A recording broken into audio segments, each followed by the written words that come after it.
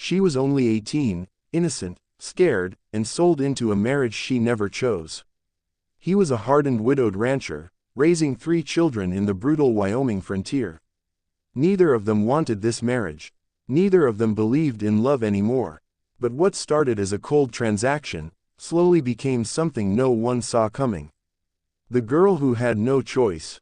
The winter of 1878 came down hard on the plains of Wyoming. The wind howled across the empty land like a warning, carrying with it the bite of frost and the silence of isolation. Snow had already begun to gather along the edges of the wooden ranch house, piling up against the fences like nature itself was trying to bury the past. Inside a rattling wagon headed toward that lonely ranch, sat a girl who had nothing left. Her name was Eliza Hartley. She was only 18 years old, and she had just been sold into marriage. Eliza kept her eyes fixed on her trembling hands, folded tightly in her lap. Her fingers were pale from the cold, but she barely noticed anymore. The cold outside had nothing on the fear inside her chest. She hadn't cried in hours. Not because she was strong, but because she was empty. Just 2 weeks ago, she had still believed her life could be normal.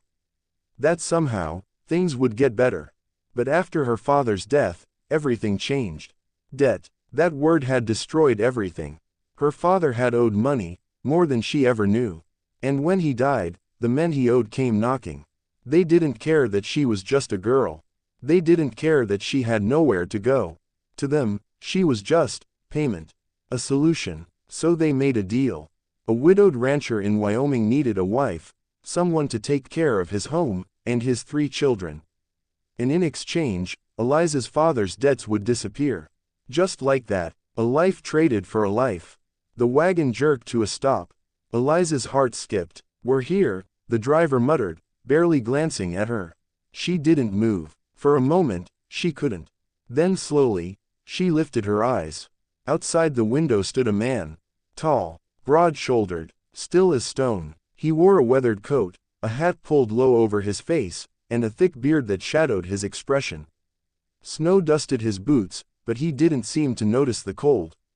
He wasn't there to greet her. He was there to claim her. Eliza swallowed hard. This was her husband. A house full of silence. The ranch was quieter than she expected. Not peaceful, just empty. Eliza stepped down from the wagon, her boots crunching softly against the frozen ground. The wind caught her shawl, nearly pulling it from her shoulders, but she held onto it tightly, as if it was the only thing she had left. The man stepped forward. Up close, he looked even more intimidating. His eyes were sharp, tired, the kind of eyes that had seen too much and trusted too little. "Ethan Cole," he said simply. No warmth, no welcome, just a name. "Eliza," she whispered, her voice barely carried over the wind.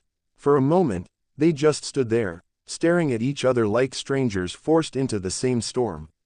Then he nodded once. "Come inside." That was it. No kindness, no cruelty either. Just distance. Inside the house, the air was warmer, but not by much.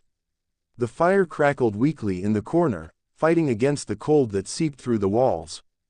The furniture was simple, worn from use. This wasn't a home built for comfort. It was built for survival. And then, she saw them. 3 children. They stood near the far wall, watching her. The oldest was a boy, maybe 10 years old.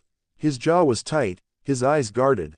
Next to him was a little girl, no older than 7, clutching the edge of his sleeve. And the youngest, a small boy, perhaps 5. He looked confused, curious. "Kids," Ethan said without looking at them, "this is Eliza." No explanation. "No, this is your new mother.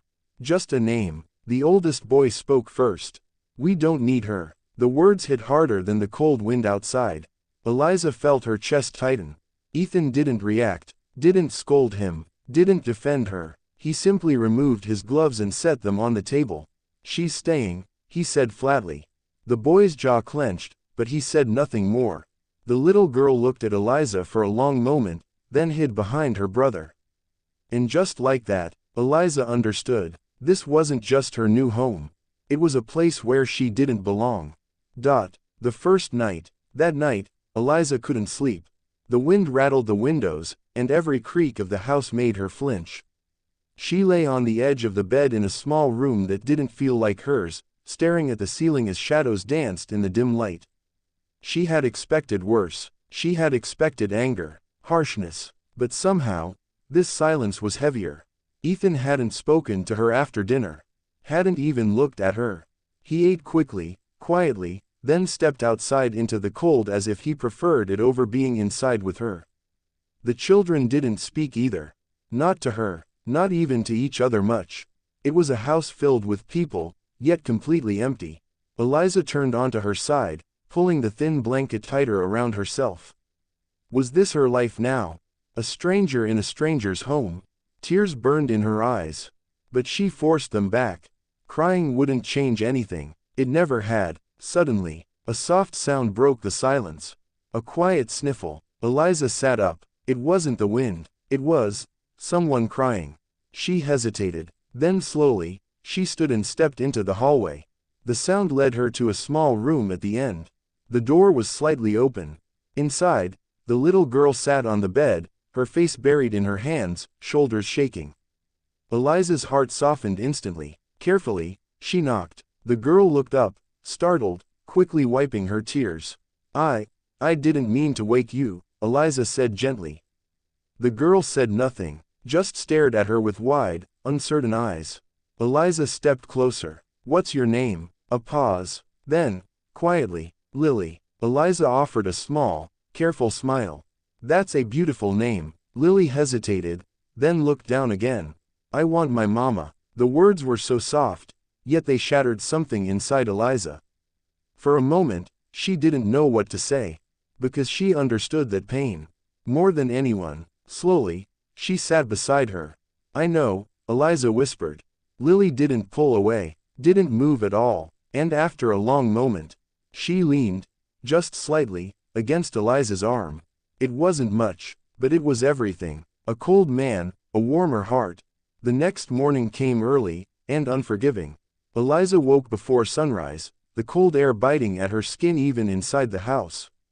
For a moment, she forgot where she was. But then the rough wooden walls, the distant sound of wind, and the heavy silence reminded her. This was her life now. She slowly sat up, wrapping her shawl around herself before stepping into the main room. Ethan was already awake. Of course he was. He stood near the table, pulling on his gloves, preparing to head out into the freezing morning. His movements were quiet, efficient, like a man who had lived this same day 100 times before. For a moment, Eliza hesitated. Then she spoke. "Do you need help with anything?" Her voice was soft, careful. Ethan didn't look at her right away, as if he was deciding whether answering was even worth it. Finally, he said, "No." Just one word, cold, distant. Eliza lowered her eyes, but before she could turn away, he added, "Stay inside. It's not work for you out there." It wasn't kindness. It was distance disguised as concern. Still, it was more than silence. Ethan stepped out into the snow without another word, the door shutting behind him with a heavy thud. And just like that, Eliza was alone again, or at least, she thought she was. "You don't belong here." The voice came from behind her. Eliza turned. The oldest boy stood there, arms crossed, eyes hard. Up close, he looked even older than 10. Like life had forced him to grow up too fast. "What's your name?" Eliza asked gently. He didn't answer right away. "Samuel," he said finally. "But you don't need to know it." The words stung. Still, Eliza kept her voice calm. "I'm not here to take anything from you." Samuel scoffed. "That's exactly why you're here." Eliza's chest tightened. "I'm not your mother," she said quietly. For the first time, something flickered in his expression. "Good, because that was the truth." "I know that," he snapped. "And you'll never be." The room fell silent. Eliza could feel the weight of his anger, but beneath it, there was something else. Fear. Before she could respond, the little boy ran in. "Sam, Lily won't eat." Samuel immediately turned, his attention shifting. "Did you try again?" "He says she's being stubborn." Samuel sighed, frustrated, then glanced back at Eliza. "Stay out of it," he warned. And then he was gone. Eliza stood there, frozen. She should have listened. She should have stayed out of it. But something in her heart wouldn't let her. The first crack. Lily sat at the table, arms folded tightly, her plate untouched. Her small face was stubborn, but her eyes were still red from the night before. Eliza stepped closer. "Lily," she said softly, "you need to eat something." Lily shook her head. "No." Samuel stood nearby, clearly annoyed. "She's been like this all morning," he muttered. Eliza knelt down beside the girl, lowering herself to her level. "Are you feeling sick?" she asked gently. Another shake of the head. "No." "Then why won't you eat?" Lily's lip trembled. "I don't want to." It wasn't defiance. It was pain. Eliza glanced at the plate. Simple food. Plain. Cold. Not comforting. Not warm. Not motherly. Slowly, Eliza stood. "Give me a minute," she said. Samuel frowned. "What are you doing?" But Eliza didn't answer. She moved to the small kitchen area, scanning the shelves. There wasn't much: flour, a little sugar, some dried fruit. Enough. Carefully, she got to work. The movements felt unfamiliar at first, but then something clicked. A memory. A time when life was different. When her mother was still alive. When warmth existed. She worked quietly, shaping the dough, adding what little sweetness she could. Minutes passed. The children watched silently, even Samuel. Finally, Eliza placed a small, warm biscuit in front of Lily. It wasn't perfect, but it was soft and warm. "Try this," Eliza said gently. Lily hesitated. Then slowly, she reached for it. Took a small bite. The room went still. Samuel watched closely. The little boy leaned forward. And then, Lily took another bite, and another, until the biscuit was gone. Eliza felt something loosen in her chest. It wasn't much, but it was a beginning. Lily looked up at her. For the first time, not with fear, not with sadness, but with something softer. "Thank you," she whispered. Samuel said nothing, but he didn't stop her either. A silent understanding. That evening, Ethan returned as the sun dipped low across the horizon. His boots were heavy with snow, his shoulders tense from the long day. He stepped inside, expecting the same silence, the same distance, but something felt different. The fire was stronger, the house warmer, and the children were sitting together, calm. Lily wasn't crying. The boys weren't arguing. They were just there. Ethan's eyes narrowed slightly. "What happened?" Samuel shrugged. "Nothing." But his tone lacked its usual edge. Ethan's gaze shifted, and landed on Eliza. She stood near the kitchen, quietly cleaning up. Not looking at him, not expecting anything, just there. For a moment, Ethan said nothing. Then he noticed something else. Lily. She was holding onto the edge of Eliza's dress. Not tightly, not desperately, just enough, as if she didn't want her to leave. Ethan felt something strange in his chest. Something unfamiliar. He looked away quickly. "Dinner ready?" he asked. Eliza nodded. "Yes." And that was it. No thank you, no acknowledgement, but for the first time, no distance either. As they sat down to eat, the silence returned. But it wasn't the same silence. It wasn't empty anymore. It was shifting, changing. Something had begun, even if none of them were ready to admit it yet.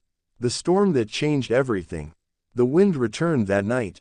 Stronger, colder, more violent than before. By midnight, the storm had swallowed the entire ranch. Snow slammed against the walls, the windows rattled like they might shatter at any moment, and the howling wind sounded almost alive. Eliza sat awake in her room, unable to sleep. Something didn't feel right. Then, a loud crash echoed from outside, followed by a horse's panicked cry. Eliza's heart jumped. She rushed into the main room just as Ethan was pulling on his coat. "The horses," he said quickly. "Fence must have broken. All help." Eliza started. "No." His voice was firm. "Stay inside." But before she could respond, he was already gone, disappearing into the storm. The doors slammed shut behind him. And just like that, the house felt too big again. Too quiet, too vulnerable. Eliza turned, and froze. Samuel stood there, pale. "The back door," he said. "It's not shut all the way." A gust of freezing wind suddenly pushed through the house. Eliza rushed toward it, The door was swinging slightly open, snow blowing in. She grabbed it and forced it shut, struggling against the wind before finally locking it in place. But when she turned back, her stomach dropped. "Where's Ben?" Samuel's face went white. The youngest boy, gone. Into the blizzard. "Ben," Samuel shouted, running toward the front of the house. Eliza's heart pounded. "No, wait," but it was too late. The front door burst open, and Samuel rushed into the storm. "Samuel!" Eliza yelled, chasing after him. The wind hit her like a wall. Cold, blinding, relentless. Within seconds, the house behind her disappeared into a blur of white.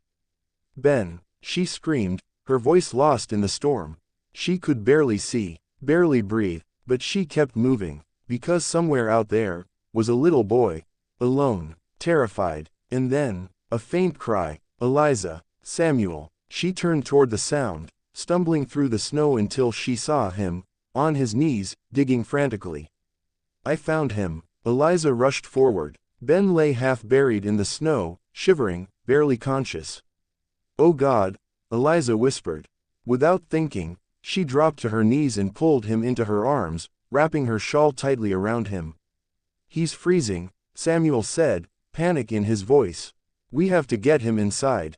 Now." But the wind had grown stronger. The house was barely visible. Every step felt heavier than the last. Samuel stumbled. "I can't see." "Stay close to me," Eliza shouted. She held Ben tightly, shielding him from the wind with her own body. Her hands were numb, her legs weak, but she didn't stop. She couldn't. Not now. Not when a life depended on her. Step by step, through the freezing darkness, she pushed forward. A fire rekindled. By the time they reached the house, Eliza could barely feel her arms. Samuel pushed the door open, and they stumbled inside. "Lily," he shouted. The little girl ran forward, her eyes wide with fear. "Ben." Eliza gently laid him near the fire. "More wood," she said quickly. "Now." Samuel didn't argue, didn't hesitate. He rushed to the pile, throwing logs into the fire until the flames roared higher. Eliza removed Ben's frozen coat, wrapping him in blankets, rubbing his arms, trying to bring warmth back into his body. "Come on," she whispered.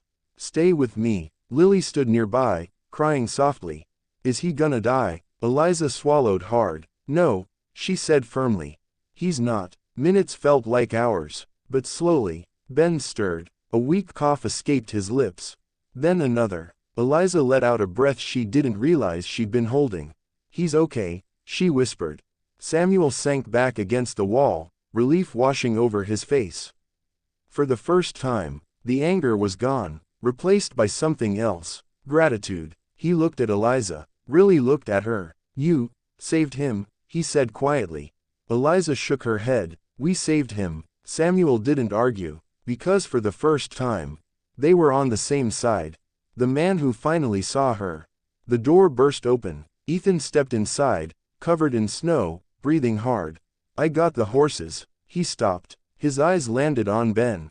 Wrapped in blankets, pale, but alive. Then on Samuel. Then Lily. And finally, on Eliza. "What happened?" he demanded. Samuel stood up. "Ben got out during the storm. We couldn't find him." Ethan's face tightened. "And?" Samuel hesitated, then said it. "She found him." Silence filled the room. Ethan's gaze slowly returned to Eliza. She looked exhausted, frozen, her hands still trembling from the cold. But she didn't say a word. Didn't try to explain. Didn't try to take credit. For a long moment, Ethan just stared at her. Then he walked forward, kneeling beside Ben, checking his breathing, making sure he was really okay. Only when he was certain, did he stand again, facing Eliza. "You went out there?" he asked. His voice was low, different. Eliza nodded. "He would have died," she said simply. Another silence. But this one was heavy. Not with distance, with realization. Ethan ran a hand over his beard, exhaling slowly. Then, for the first time, his voice softened. "Thank you." Just 2 words, but they carried everything. Eliza blinked, surprised, because that was the first time he had spoken to her like she mattered. The beginning of something real. That night, the storm slowly faded. The wind quieted. The world outside settled into stillness. But inside the house, something had changed. Lily refused to leave Eliza's side. Samuel didn't argue with her anymore. And Ben slept peacefully, safe and warm. Ethan stood near the window, looking out at the snow-covered land. Then, after a moment, he spoke. Without turning, "You shouldn't have gone out there." Eliza looked at him. "I know." A pause. Then, "But I would do it again."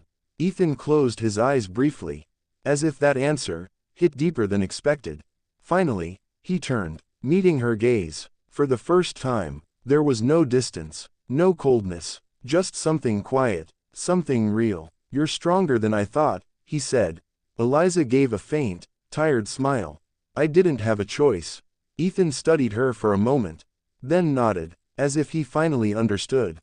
Not just what she had done, but who she was. And in that quiet moment, something began to grow. Not love, not yet, but trust. And on the harsh Wyoming frontier, that was where every real story began.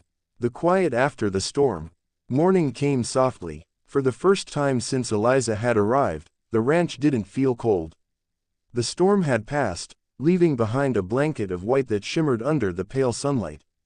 Everything outside was still, calm, almost peaceful. Inside the house, the air felt different too. Warmer, alive. Eliza stood near the window, watching the light stretch across the snow-covered land. For a moment, she allowed herself to breathe, to feel something other than fear. Behind her, small footsteps approached. She didn't need to turn. She already knew. "Are you leaving?" Lily's voice was quiet, worried. Eliza turned, surprised. "Leaving?" Lily nodded, clutching the edge of her dress. "People always leave." The words were simple, but they carried pain far beyond her years. Eliza knelt in front of her. "I'm not going anywhere," she said gently. Lily searched her face, as if trying to decide whether to believe her. Then slowly, she wrapped her small arms around Eliza. Holding her tight, Eliza froze for a second, then softly returned the embrace. For the first time in a long while, she didn't feel alone. A man's guilt. Ethan stood outside, repairing the broken fence. The cold didn't bother him. Hard work didn't bother him. But his thoughts, they wouldn't leave him alone. He kept seeing it. Eliza, walking into that storm, risking everything, for his son. Something inside him shifted uncomfortably. He had brought her here. Not as a wife, not as a partner, but as a solution. Someone to cook, clean, and fill the empty space his late wife had left behind. He hadn't asked what she wanted, hadn't cared, but last night, she proved something he hadn't expected. She wasn't weak. She wasn't just some girl forced into his life. She had chosen to act, chosen to care, and that made something twist in his chest. Something that felt a lot like guilt. Ethan tightened his grip on the hammer. He wasn't a man used to second thoughts. But now, he couldn't ignore them. Walls began to fall. Later that afternoon, Eliza was in the kitchen, quietly preparing food. Samuel entered. She tensed slightly, expecting the usual cold silence. But it didn't come. Instead, he stood there awkwardly, like he didn't know what to say. Finally, "Ben asked for you." Eliza looked up, surprised. "He's awake." Samuel nodded. "He keeps saying your name." For a moment, Eliza didn't move. Then a soft smile touched her lips. "I'll come." As she walked past him, Samuel spoke again. "Why did you do it?" Eliza stopped. She turned back. "What do you mean?" "You could have stayed inside," he said.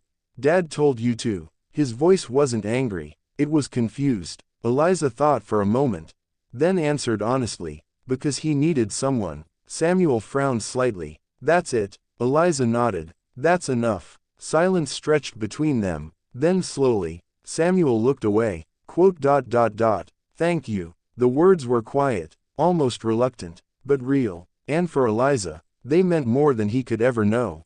The truth she carried. That evening, the sky burned orange as the sun dipped low. Eliza stood outside, gathering laundry before the cold returned. She didn't hear Ethan approach. "Why did they send you here?"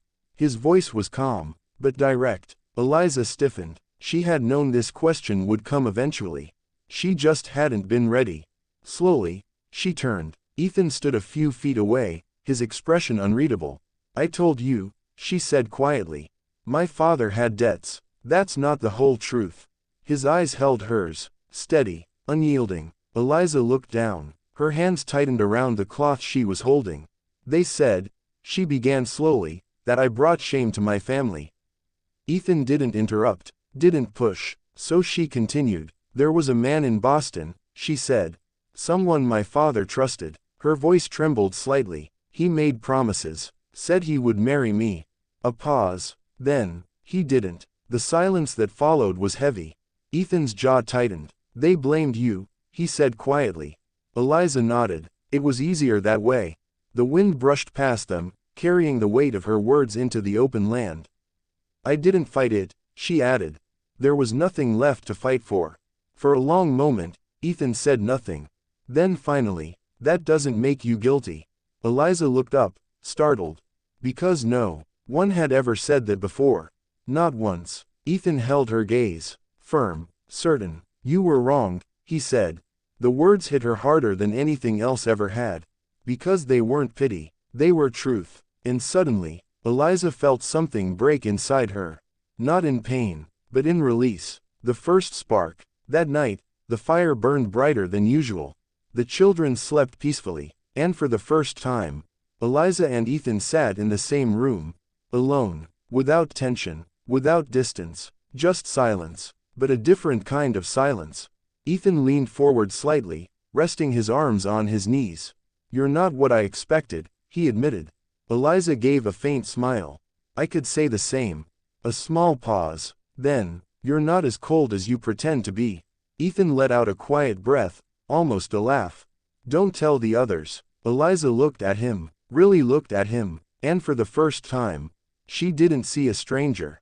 She saw a man carrying loss, responsibility, loneliness, just like her. Why did you agree to this marriage? She asked softly. Ethan's expression darkened slightly. My children needed someone, he said. And you? He didn't answer right away. Then finally, I didn't think that mattered. Eliza's heart tightened, because she understood that feeling too well. For a moment, neither of them spoke. Then Ethan looked at her again. His voice quieter now. But maybe, I was wrong. Eliza's breath caught slightly. Something shifted in the air between them. Something new. Something fragile. Not forced. Not arranged. But real. And as the firelight danced between them, for the first time, it didn't feel like a marriage of survival anymore. It felt like the beginning of something they both had been too broken to believe in. When the past comes back. Spring came slowly to Wyoming. The snow melted, the softened, and life began to return to the ranch. And with it, so did something else. Hope. The house no longer felt empty. Laughter, soft, hesitant at first, had begun to echo through the walls. Lily followed Eliza everywhere. Ben refused to sleep unless she said goodnight. And Samuel, he no longer looked at her like a stranger. He looked at her like family. Even Ethan had changed. He spoke more, stayed inside longer, watched her when he thought she wouldn't notice. But just when life began to feel steady, the past came knocking. A man arrived one afternoon. Well-dressed, clean, out of place in the rough Wyoming land. Eliza saw him first, and instantly, her world froze. You shouldn't be here, she whispered. The man smirked slightly. I think I should, he said. After all, you ran away without saying goodbye. Ethan stepped forward. Who is he? Eliza's hands trembled. This is the man I told you about. Silence fell, heavy, dangerous. The man looked Ethan up and down. So this is the rancher, he said casually. You really traded down. Ethan's jaw tightened. State your business. The man's smile faded. I came to take back what's mine. Eliza's breath caught. No, she said quickly. I'm not going anywhere. The man stepped closer. You don't get to decide that, he said coldly. You owe me. Ethan moved between them. She doesn't owe you anything. The tension snapped like a pulled wire. The man laughed bitterly. You don't know the whole story. Then tell it, Ethan said. And for the first time, Eliza didn't stay silent. He ruined my life, she said, her voice shaking but strong. He made promises, then left me to take the blame for everything."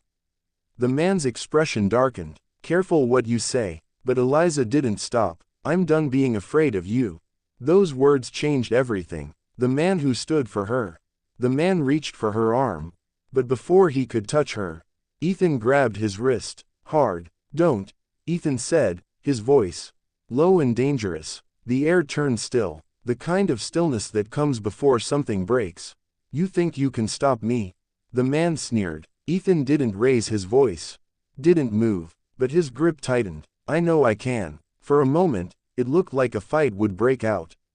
Then, the man pulled back, straightened his coat, and laughed. "This isn't over," he said. "You can't hide from your past forever." He turned, mounted his horse, and rode away, leaving behind silence, and something heavier, fear. Eliza stood frozen, her hands trembling. Her past had found her, and she wasn't sure if she was strong enough to face it. But then, Ethan turned to her. "You're not going anywhere," he said firmly. Eliza looked up. "What if he comes back?" Ethan held her gaze. "Then he'll deal with me." It wasn't just protection, it was something deeper, something unspoken, and Eliza felt it. For the first time, she wasn't alone in her fight. The truth of the heart. That night, Eliza couldn't sleep. The fear had returned, the memories, the shame, all the things she thought she had left behind. She sat outside, staring into the darkness, until she heard footsteps behind her. Ethan. He stood beside her, silent for a moment. Then, "You still think you don't belong here?" Eliza didn't answer right away. "I don't know," she admitted. "What if everything he said follows me forever?" Ethan shook his head. "It won't." "How can you be sure?" He looked at her, steady, certain. "Because I see you." Those 3 words broke through everything. "You see someone who's stronger than her past," he continued. "Someone who walked into a storm to save my son." Eliza's eyes filled with tears. "You see someone who gave this house life again." Her voice trembled. "I was never meant to be here." Ethan stepped closer. "Maybe you were." Silence. Soft. Fragile. And then, Eliza whispered, "Why do you care so much?" Ethan hesitated. For the first time, he didn't have an easy answer. Because the truth was something he hadn't said out loud yet. Until now. "Because I don't want to lose you." Eliza's breath caught. The world seemed to stop. "Not as someone I was given," he said quietly, "but as someone I chose." And in that moment, everything became clear. A love they never expected. Tears slipped down Eliza's cheeks. But this time, they weren't from pain. "They didn't give me a choice," she said softly. Ethan shook his head. "I'm giving you one now." He stepped closer, close enough that she could feel the warmth of him. "If you want to leave, I won't stop you." The words hurt him to say. That much was clear. "But if you stay," he added, "it won't be because you have to." Eliza looked at him, really looked at him. This man, who had started as a stranger, a necessity, a survival, had become her safety, her truth, her home. "I'm not staying because I have to," she whispered. A pause. Then, "I'm staying because I want to."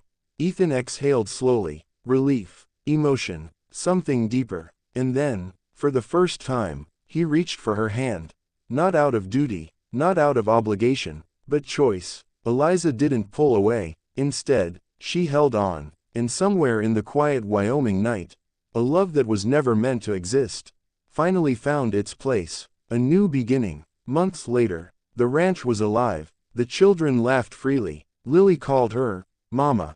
Ben refused to leave her side. Even Samuel smiled more. And Ethan, he no longer stood at a distance. He stood beside her, always, not as a man who needed her, but as a man who loved her. And as Eliza stood in the doorway, watching the sunset over the endless land, she realized something. She had come here with nothing. No choice, no hope, no future. But somehow, she had found everything. Sometimes, the life we never choose becomes the one that saves us. If this story touched your heart, don't forget to like, subscribe, and turn on notifications for more powerful frontier stories. Because out here in the Wild West, love doesn't come easy, but when it does, it changes everything.